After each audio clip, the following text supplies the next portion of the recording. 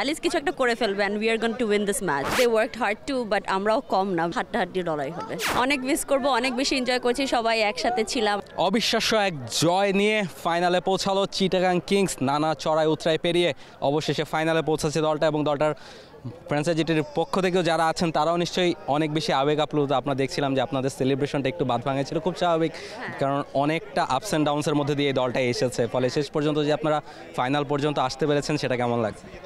অসাধারণ আসলে, মানে আমি কিন্তু লাস্ট বলটা নিজেও দেখিনি, because I was so scared to even watch it, but যখন I heard the crowd scream, ওই মোমেন্টটা it's unbelievable. I think I can relive that moment every second. বিশ্বাসটা ছিল কিনা, কারণ অ্যালিস যখন ব্যাটিং করতে নামেন তিনি একবার ইনজুরির কারণে উঠে গেলেন, আবার তিনি শেষ বলটা খেলতে নামলেন, তখন আসলে দৌড়ানোর ব্যাপার ছিল না, হয় 4 মারতে হবে না হলে ম্যাচ হারতে হবে।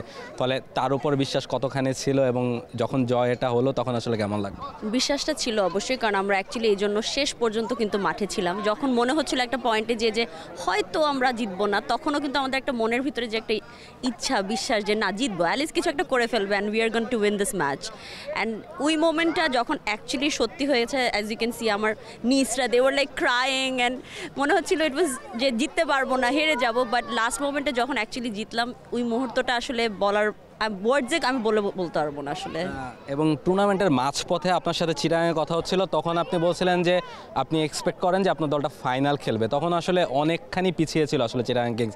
তারপর থেকে আসলে তারা জয়ের ধারায় ফিরতে শুরু করে, এবং সেই বিশ্বাসটা আলটিমেটলি সত্যি হলো, ফাইনালে উঠেছে। এটা কেমন লাগছে?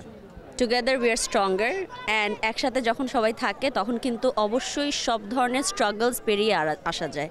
সো আমি যখন মাঝখানে বলেছিলাম যে আমরা ফাইনালসে যাব, অ্যাকচুয়ালি আমরা আজকে ফাইনালসে যাচ্ছি, so that's the best feeling.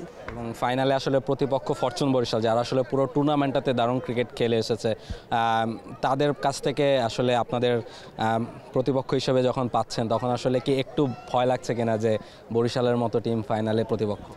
Of course they worked hard too, but আমরাও কম না, we are in the finals as well, right? So of course মনে হচ্ছে যে ইনশাআল্লাহ হাড্ডাহাড্ডি লড়াই হবে। এক্স্যাক্টলি। এবং বিপিএলটা পুরো জার্নিটা আসলে কতখানি এনজয় করলেন?